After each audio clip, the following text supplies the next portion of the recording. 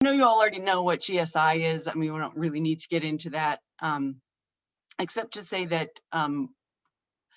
I believe that the difference between green and gray is gray to me means you're conveying stormwater through the pipe system somewhere else to be treated, right? Where green is you're managing it on site the way it would happen in nature. Sometimes it is subsurface though. And in my mind, that's still green because it is infiltrating on site, even though it's in a subsurface storage facility. So we specialize in the maintenance of any kind of GSI structure. When it comes to, well, let me just skip ahead of the agenda here and just start talking about it. So what makes GSI successful is, I think, picking the right GSI tools, the right infrastructure for the property, right? What is the traffic like? What are the needs of the tenants on the property? What kind of community involvement might there be, or community vandalism? That's something you need to consider. But assuming you put a lot of thought into it and you have that installed, the other thing that makes it successful is the long-term maintenance of it. A couple of challenges that we see in the GSI industry as a whole, and also in maintenance, is the standardization of what's needed. I mean, even the terminology, if you go from Pennsylvania to Delaware or to New Jersey, or even within different municipalities, they use different terms for different GSI tools. And there isn't a clear set of guidelines for the maintenance of it. There are guidelines out there and they're fantastic. I mean, you can look at what Rutgers just put out, the water department, PWD, the Philadelphia Water Department. The guidelines are the place to start because you'll think of things you wouldn't have thought of before, and everything is covered, but it doesn't always apply to the particular project that you have. So that can be an issue. The other, of course, is with funding, which you touched on. There's grant funding available for projects. A lot of municipalities have been able to see the capital funds that they need to install, but there's very little funding for maintenance. And if it's private property, then of course it falls to the property owner. That's a whole nother ball game. I do work with just commercial property owners mainly, and a lot of them aren't even aware what they had installed. I know someone just a couple of minutes ago referenced, having seen a rain garden that was filled in, and things like that happen all the time because the property owner isn't even aware that this is a GSI tool that they have on their property, haven't maintained it, maybe even there was some destruction, or maybe it was never installed correctly to begin with. You might be two property owners past the installation of the GSI before it comes to the attention of the municipality that there's a deficiency, and it can be very costly. But again, there's no real funding for compliance work or for maintenance work, and so it's then on the property owner. Am I going too fast or babbling? This is the weird thing about doing it Zoom. I can't read people's expressions, so I'm just going to keep going. So, so maintenance tasks. So again, the standardization is tough because every property needs something different. These two pictures are actually a rain garden behind a Walmart at a shopping center. And it was a bad time of year to take pictures anyway. Nothing looks pretty, but it is in fact a rain garden. And you can see that there's just a lot of trash. And you know that at that site, there's going to be a lot of trash. That inflow pipe wasn't going to function much longer with the volume of debris and trash that it had built up. And in fact, there's a family of cats that were living in it.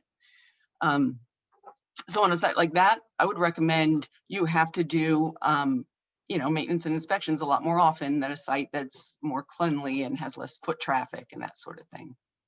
And inspections really are the key in my mind. That is the most important part of maintenance, are the inspections, hands down. One, it allows you to track conditions over time, so you know whether or not it truly is something that is becoming progressively worse and is going to interfere with the functioning of the GSI. Like you see the picture on the far left, it's erosion on the side of a rain garden, and the roots are being exposed to those plants. The plants are going to die soon. The erosion is going to get worse, and of course, when you have erosion, you're going to get sedimentation and silt in the bottom of the basin, which will only continue if it's not if it's not remediated. The second thing that we look for in inspections, you can see that's a regular inlet, a catch basin, where the paving around it has sunk a little bit. And so the runoff isn't going to get up over that into the catch basin unless you have a really significant rain event. So that's something we would address. And then the last one, you can see that I'm sure that tree was a volunteer. You want to watch that for root damage inside of that pipe. You know, it's going to require putting if nothing else, putting a camera on the end of a pole and sticking it in there and checking for damage periodically. So inspections are key.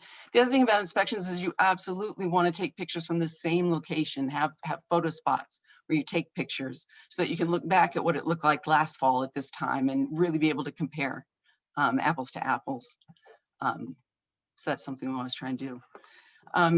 So in terms of inspections, they're very detailed. They should be very detailed. So with a sand filter, I don't know how many of you are familiar with sand filters. I just picked this one so we could look at different elements. I mean, the first picture, that's just what they look like from the outside. So if you don't know what they do, the rainwater runs in through the slatted grates, and inside there is a water chamber, and it has a deep sump, and theoretically all the sediment and whatnot falls out inside of that chamber and then goes through a weir opening into a sand chamber filter. So you can see in the second picture, this one has become almost clogged. It's up to the bottom of the weir opening. There's a lot of debris. The sand discoloration was about an inch deep in there, so we recommended cleaning it out. The third picture is on the water side. We'll check to see how much sediment is in the bottom of that chamber. By using a pole, you know, you can feel the depth and estimate how much it is. And then the last one, again, looking at the exterior, the structure itself, you see that there's crumbling in that on the curb there, and water, it's difficult for water to flow up and into the inlet there. Second inspection, we should always pay attention to pretreatment. Pretreatment is fantastic, of course, and it helps to protect GSI that's installed. But if you're not maintaining that, then it becomes ineffective as well. This first one, this property has 36 of those very same round inlets that we put the permanent pretreatment filters into, and we have to clean them out every 3 months. Otherwise, all the water is just going to go up over the emergency overflow, and it's as if you don't have pretreatment at all installed. And the second one is great that this outlet structure has both the domed peak rack on top, and then it also has a trash rack in front of the orifice at the bottom. But you can see that because that gets clogged with leaves and isn't cleared out, water sits there rather than going into the structure, and now you've got some ponding in front of it, which of course is going to it's probably stopped infiltrating for the most part, or will, and then the remediation is greater, only because maintenance wasn't done. Other deficiencies that we look for, the first one, brought that to the owner's attention. We needed to talk to the waste management company about moving the dumpsters so that they're not right on top of a trench that carries water directly into a basin. The second one, for access caps, I mean, it's easier to access when they're open like that, but it also allows all kinds of debris to fall into them. So that's something we look for. The third one has to do with lawn maintenance. At a property, it's you know, a lot of this is just education. Maintenance is educating the people who are doing the lawn cutting to make sure that they take care not to allow the clippings to fall into it. And if they do, it's something that they can clean out, which is, I think, a good thing for municipalities to discuss, is how much of this maintenance could their own workers do. They can certainly clean out catch basins. And in fact, I've been talking with a couple of people about maybe setting up some training for municipalities so that their own employees can do the work to save on funding, but make sure that they know what they're looking for, make sure they have the, you know, the best and safest practices in order to do the maintenance. Other maintenance activities include the picture on the far left. That's a rain garden, and you can see the inflow pipe is heavily clogged. And I mean, you can barely see the riprap, lots of weeds, lots of debris, clearly needs to be cleaned out. The second one, you can see, I mean, it's still got silt fence next to the head wall. And you can see they've got that there's dirt running up and over the head wall. That's one of many issues, but you can see by the stripes of the pipe there, that water sits for a period of time right along there. That's one of the things that we would note and something you'd watch over time. The other's a channel, and this is actually an overflow basin. And the tires and silt have built up to the point that it's very difficult for a runoff to get through the channel into that next structure at the end where the head wall is. And then you see up the hill, there's an overflow structure. So, and this basin really does fill up to the point that it goes up over that first head wall and then will enter the outlet control structure up there. Oh, I forgot I could use my pointer there. Everybody see that?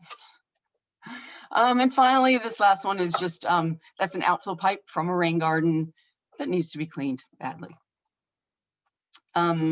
Sometimes it's structural work. Even if you have a rain garden or any kind of bioinfiltration facility, there are often concrete structures associated with it, usually inlets.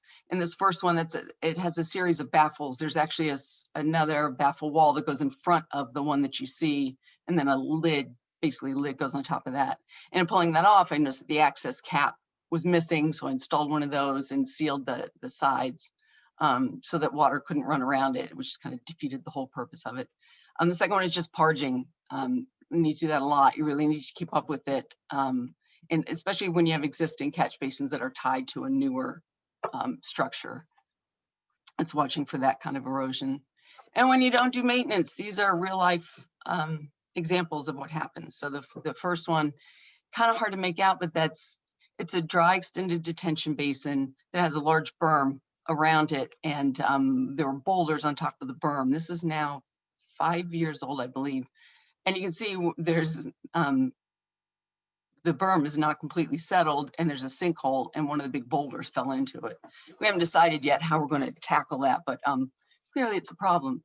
The second one was a subsurface basin, and because of the way the manifold was set up, that's the other thing about maintenance. Maintenance really needs to drive the engineering and the construction, because when it doesn't, you end up with a site like this where it was impossible to access the subsurface pipes using the access that was available, the 2 manholes.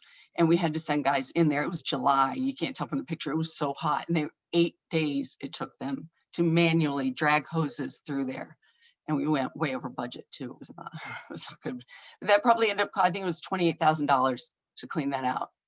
The last one is, that is an infiltration basin, clearly isn't infiltrating. And yes, that's a treadmill in it. The infiltration tests that they did in advance were fine. It did infiltrate. They installed it less than 2 years ago, but then they didn't do any maintenance, and the sides weren't completely stabilized. And so a lot of the runoff went into the bottom of the basin, the silt built up, and then of course the weeds grew, and I just gave them a quote for that. And I think they were a little surprised. It was close to the cost of the initial construction to take care of everything. And it could have been avoided. I know that you have interest in rain gardens, so I thought I would focus on those for a quick minute. So I've been doing some volunteer work with the Ambler EAC, the Environmental Advisory Council. Ambler has installed a lot of rain gardens throughout the borough, and this is one of them. So we go and do inspections, and these are things that we look for. In this case, we bring it to the property owner's attention so that they can take care of any deficiencies that there are. This is a rain garden in Delaware. And we have to perform basically the same maintenance twice a year. They've got landscapers that do some of it, and then some of it we come in and do. I mean, you can see the first one, the weeds and the cattails grow pretty quickly. So that's just regular landscape maintenance. Riprap is a big thing. So you see in the middle, especially where curb cutouts are, you have to stay on top of that, otherwise it becomes inefficient. And for anyone who doesn't know, riprap it does 2 things. Basically, it's pretreatment. So when water runs across it, sediment will fall out into the riprap, so you can collect it there rather than it ending up in the bottom of the basin. And it's also a velocity dissipator. It slows the flow into the basin so that it helps to prevent any erosion, that sort of thing. So when it builds up to this point, it becomes ineffective, at least at the top. Same thing with the outflow pipe. It's not picking up any more sediment before it leaves the rain garden. So that's maintenance includes plant replacement. It's usually about 20%. Early on, you'll probably have, there's more plant replacement is required. As gardens mature, it's usually about 10%, I think. String trimming, rather than mowing in the bottom of a basin. We do a lot of that. And then the only way to clean riprap is to remove it. You have to remove every single stone, shovel out the sediment, put the stone back in. But again, it's not rocket science. I mean, that's something that anyone can do if they know how to do it. So it's just, in my mind, it's training and then, well, having available resources to perform it. On the second one, I had to throw in, this is actually my house. So I thought it'd be kind of fun to talk about it for 2 minutes. So I installed a rain garden. I didn't just install a rain garden. It's actually a big, huge project. And I'm learning a lot from it. First, I should only use crews that I have a lot of experience with. The crew that I brought on for this was their first rain garden. I'd worked with them once before, just installing a trench, and they did great work. So I just assumed they would understand how to do this. They did not. So this is what it looked like before. I had a long driveway that went around to a pad because there was a 2-car park behind garage in the back of the house, which I enclosed as soon as I moved in. So I wasn't using it. I thought I don't want to contribute anymore to the runoff. I back up to a borough park, and I didn't want to contribute to any more runoff to the park. So first thing I did was demo, removed all of the paving, tied in the downspouts at the bottom of the house. You can see the 2 that were tied in. So in this middle picture, they're underground, but that's where it comes out at the top of the rain garden. And then of course there's the rain garden. That was the day they dug it. So when I got home, my first thing I said was, okay, number 1, quit driving the Bobcat into the rain garden and compacting it. Okay, that's number 1, stop. It doesn't need to be that big. I told them, like a depression, maybe a foot. It clearly was like closer to 3 feet. Berms were too high. And the inflow pipe was almost at the bottom. Anyway, made some slight adjustments as much as we could without doing anything major. And with the first rain, you can see it started out just fine in the left-hand picture, but it was collecting toward the back because they had graded it slightly toward that. I don't even know why, but it was graded incorrectly. Middle picture is the inflow pipe. It was underwater within an hour. So it was completely ineffective. So you can't really see it, but in the third picture, I completely dug out the berm so that the water could exit. Otherwise, it would have been a big bathtub that lasted forever. So I went out there again this morning, took up pictures. Number 1, they put in black mulch too. It's dyed. That's going to infiltrate into the ground. I couldn't believe they used it, but it was too late. They thought they were being nice. Anyway, what we did with the back there was where I had dug it out, just put a pipe in. So you can see that's the outflow right there. So whenever it gets above that level, it will run out and discharge the way it was before down the hill. We also cut the inflow pipe where it used to be right over here. It's now up here. That gave us about 2 inches. So it's much more effective now. Put in some pine bark, which you only do about usually the first year of a rain garden. You'll have bark in it after that. It typically doesn't need it, but because it's a new one we do. And finally, this last one is the permeable parking that they're putting in at the top right now. Hopefully they're finishing this week. Do you notice there were leaves in the first couple of pictures? This was 2 months ago they started. So anyway, they're finishing up. That's my rain garden. So there's my contact information. I apologize if I missed the mark completely or partially, but I'm happy to take any questions and continue the discussion. Should I unshare?